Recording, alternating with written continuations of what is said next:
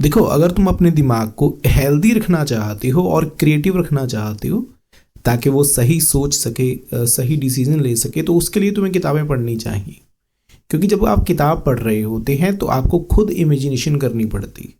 वहाँ पर कोई तस्वीर अपने आप वैसे नहीं चल रही होती जैसे टीवी स्क्रीन के ऊपर चल रही होती है या मोबाइल के ऊपर चल रही होती। जब आप किताब पढ़ रहे होते हो तो आपको खुद सोचना पड़ता है, ठीक है। आपके दिमाग का जो इमेजिनेशन वाला हिस्सा है, कल्पना शक्ति है, वो जागती है किताब पढ़ने से। इसीलिए किताब पढ़नी चाहिए। जब मैं कहता हूँ कि किताबें नहीं पढ़नी चाहिए तो उसका एक अलग मतलब है, लेकिन टाइम टू टाइम आपको कोई ना कोई बुक ज़रूर पढ़नी चाहिए ताकि आपकी कल्पना शक्ति जिंदा रहे। आपने महसूस किया होगा जब आप स्कूल में पढ़ते थे, है ना, जब छोटे थे स्कूल में पढ़ते थे, तो तब आपको कहानियाँ कितनी अच्छी लगती थी। वो कहानियाँ आपको आपकी कल्पनाओं के संसार में ले जाती हैं, आपको कहीं भविष्य के सपने दिखाती हैं, गुजरे हुए वक्त के सपने दिखाती हैं। क्यों? वो शब्द इतने खूबसूरत क्यों लगते हैं? क्योंकि उस वक्त कल्पनाएं करने में बहुत अच्छा लगता है इंसान को, बहुत मज़ा आता है, क्योंकि कल्पनाएं बड़ी रंगीन होती हैं, दिमाग में बड़ी ताकत होती है। धीरे धीरे तुम उस ताकत को खो देते हो। तुम्हारी जो तुम कल्पना करने की जो शक्ति होती है दिमाग की, वो कम होती चली जाती है। लेकिन तुम दिमाग के अपने उस क्रिएटिव हिस्से को जगा सकते हो और ज़्यादा एक्टिव कर सकते हो, स्ट्रॉन्ग बना सकते हो अगर तुम किताब पढ़ते हो। लेकिन अगर तुम हमेशा स्क्रीन को घूरते रहते हो ना, टीवी देखते रहते हो, तो उससे तुम्हारी कल्पना शक्ति जागती नहीं है, उल्टी कम होती है। इसीलिए तस्वीर जो किताबें हैं वो दिमाग को प्रैक्टिस करने के लिए बड़ी ज़रूरी है, ताकि जो तुम्हारा कल्पनाशील हिस्सा है दिमाग का वो एक्टिव रहे और चलता रहे।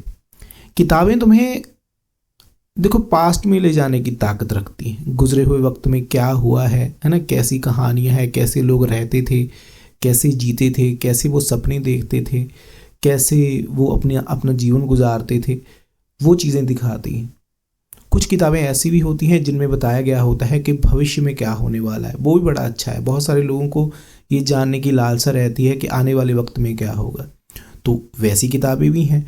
और कुछ किताबें ऐसी भी हैं जो ऐसी भी होती हैं जो तुम्हें बताती हैं कि अगर तुम भविष्य जानना चाहते हो तो तुम्हें कैसे सोचना होगा, ठीक है। किताबें बेसिकली अगर तुम नॉर्मली देखो, किताबें तुम्हें क्या बता रही होती हैं कि बदलाव क्या होता है, चेंज क्या होता है। अगर देखो तुम कोई हिस्टोरिकल बुक पढ़ रहे हो तो इतिहास की जो किताब होती है वो तुम्हें दिखाती है कि आज ज़माना कैसा चल रहा है और आज से कुछ 100 कुछ 1000 साल पहले कैसा था, है ना। वो तुम्हें क्या बता रही है कि वक्त कैसे और कितनी तेज़ी से या फिर कितने आराम से या फिर कितनी स्लो चेंज होता है ना। अगर तुम जानना चाहते हो कि कैसे टाइम बदलता है, वक्त बदलता है, कैसे सभ्यताएं बदलती हैं, तो तुम्हें वैसी बुक्स पढ़नी चाहिए जिनमें अलग अलग सभ्यताओं का जिक्र है। किताबें दिखाती हैं कि बदलाव कैसे होता है ना। जैसे जैसे तुम किताबों में जो जानकारी दी गई होती है वहाँ पर डिटेल में बता रहा होता है आपको बताने वाला कि कोई भी बदलाव कैसे होता है। किताबों की खोज इसलिए हुई थी, अगर तुम्हारे दिमाग में, तुम्हारे जहन में कभी ये सवाल उठा हो कि किताब सबसे पहले किसने लिखने की सोची और किताबों की खोज क्यों हुई होगी। किताबें दोबारा फिर से ना सोचे जा सकने वाले विचारों को संभालने का तरीका है, ठीक है। कई बार आपके दिमाग में कोई बहुत अच्छा ऐसा विचार आ जाता है जिसके जैसा विचार दोबारा आता ही नहीं है। तुम जितना मर्जी सोचो, जितना मर्जी ट्राई करो, कोशिश करो, वो विचार दोबारा आएगा ही नहीं, क्योंकि वो एहसास दिमाग में कभी कभी जागते हैं और वही विचार सबसे ज़्यादा ताकतवर होता है और उसको तुम भूल जाते हो। किताबें दोबारा फिर से ना सोचे जा सकने वाले विचारों को संभालने का तरीका है, इसीलिए किताबें बनी होती हैं। क्योंकि जो विचार एक बार आ गया वैसा विचार दोबारा फिर से नहीं आ सकता, ठीक है। हाँ, बदले हुए विचार आएंगे, लेकिन वो विचार जो लिखने की तुम्हें ज़रूरत है, जो कमाल वो कर सकता है, बाकी विचार शायद ना कर सकें। किताबें अच्छी सलाहकार होती है ना। तुम किसी जीते जागते इंसान से सलाह लेने जाओ तो वो तुम्हें अपने हिसाब से तुमसे बात करता है, लेकिन किताब में पूरी कहानी होती है, जो तुम्हें बहुत अच्छी सलाह देती है। चाहे तुम कैसे भी किताब पढ़ो, उसमें से तुम्हें सीखना आना चाहिए। ठीक है, अगर तुम अपने इमोशंस के हिसाब से किताब पढ़ोगे तो फिर तुम वैसे ही सोचोगे। किताबें तुम्हारे अंदर के अहम को कम कर देती हैं। इंसान के अंदर जो एटीट्यूड होता है, जो अकड़ होती है, किताबें उस अकड़ को थोड़ा कम कर देती हैं ताकि इंसान सॉफ्ट नेचर्ड बने, दूसरों को समझे, दूसरों की काबिलियत को समझे, दूसरों के अंदर कितनी पावर हो सकती है, कितनी शक्ति हो सकती है, कितने वो चालाक या समझदार हो सकते हैं, वो तुम्हें बताती हैं। क्या? किताबें तुम्हारे अंदर के अहम को कम करती है ना। किताबें अच्छी या बुरी नहीं होती, तुम उसको, किसी भी किताब को किस नीयत से पढ़ रहे हो वो ज़्यादा ज़रूरी है, उसका ध्यान रखना बहुत ज़्यादा ज़रूरी है। और सबसे ज़रूरी है कि किसी एक किताब से चिपके तुम्हें नहीं रहना है, किसी एक किताब से चिपके मत रहो, फिर उसी किताब के विचार तुम्हारे दिमाग में घूमने शुरू हो जाएंगे और वो तुम्हें बहुत ज़्यादा सुस्त कर देगी। ठीक है, या फिर बहुत ज़्यादा ही ओवरफ्लो कर देगी। इसीलिए किताब बदल कर पढ़ो। जो भी किताब तुम पढ़ते हो, किसी भी एक किताब से तुम्हें चिपके नहीं रहना है। फिर तुम्हारे दिमाग की क्रिएटिविटी वैसे जिंदा नहीं रहेगी जैसे जो एक बदलाव को स्वीकार कर सकती है। एक चीज़ और है, बहुत सारे लोग क्या करते हैं, पहले एक किताब पढ़ते हैं, फिर दूसरी पढ़ते हैं और फिर दोनों को कंपेयर करने की कोशिश करते हैं।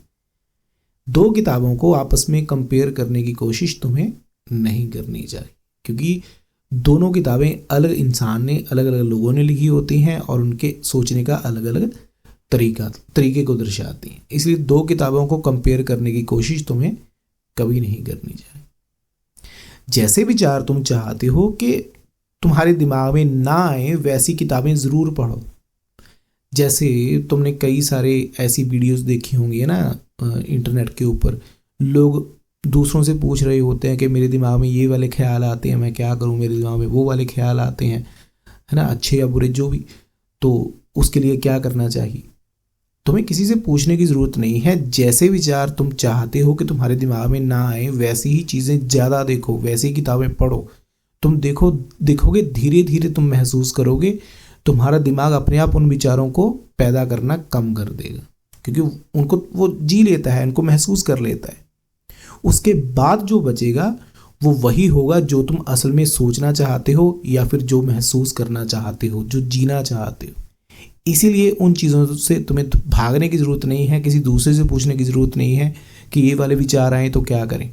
वैसे ही विचारों वाली किताबें पढ़नी शुरू कर दो, वो विचार धीरे धीरे कम होने शुरू हो जाएंगे। प्रॉब्लम तब होती है जब तुम एक विचार से भाग रहे होते, वही विचार तुम्हारा पीछा कर रहा है, क्योंकि वो तो तुम्हारे दिमाग में है ना। विचारों को काटा नहीं जा सकता है, भुलाओगे तो बार बार याद आते हैं। इसीलिए पूरा जोर दे दो उसी विचार के ऊपर, धीरे धीरे वो खत्म हो जाएगा और एक सही विचार की शेप में अपने आप आ जाता है। कई सारी किताबें ऐसी होती हैं जिनमें कोई रहस्य बताया गया होता है, लेकिन मैं तुम्हें बता रहा हूँ किताबें अपने आप में रहस्य होती हैं। किताबों से बड़ा रहस्य कोई नहीं है। किताब अपने आप में रहस्य होती, जैसे ही वो तुम्हें समझ आ जाती है बस वही उसका काम होता है। ठीक है, किताबों से बड़ा रहस्य कोई नहीं होता। देखो, टेक्नोलॉजी का ज़माना है और टेक्नोलॉजी के ज़माने में आजकल जो चीज़ें चल रही हैं, इंटरनेट का ज़माना है, आर्टिफिशियल इंटेलिजेंस का ज़माना है, और इससे आगे जो चीज़ आने वाली है वो है आर्ट। आगे आर्ट का ज़माना आने वाला है, क्योंकि लोगों की आदत होती है वो ज़्यादातर कल्पनाओं में जीते। अगर तुम मोबाइल भी देखो खोलते हो, कंप्यूटर खोलते हो, लैपटॉप खोलते हो, जो भी तुम देखते हो वो दूसरे इंसान की कल्पना होती। ठीक है, तुम दूसरों की कल्पनाओं को देख रहे होते हो, दूसरे कैसी ज़िंदगी जी रहे हैं, कैसी ज़िंदगी जीना चाहते हैं। जो तुम जीना चाहते हो और जी नहीं पा रहे, जो तुम करना चाहते हो कर नहीं पा रहे, वही चीज़ जब तुम दूसरों को करता हुआ देखते हो तो तुम्हें कैसा महसूस होता है ना, अच्छा या फिर बुरा। तो तुम्हारा दिमाग जो कल्पना कर रहा है वो कोई और उस कल्पना को सच में जी रहा है और उसको देखने में तुम्हें बड़ा मज़ा आता है। असल में ज़्यादातर टाइम इंसान का दिमाग कल्पनाओं में ही रहता है। ओके, तो टेक्नोलॉजी के ज़माने में जो भविष्य है वो कल्पना और आर्ट का ही होने वाला है। जो आर्टिस्टिक चीज़ें हैं उनकी तरफ ज़्यादा ध्यान दो, उन किताबों की तरफ ज़्यादा ध्यान दो, क्योंकि अगर तुम वैसे भी महसूस करो तो तुम ज़्यादातर जो चीज़ देखते हो वो आर्टिस्टिक ही होती है।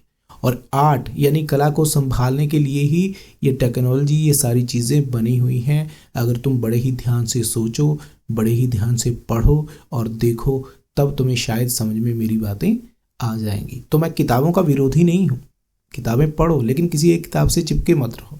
ओके।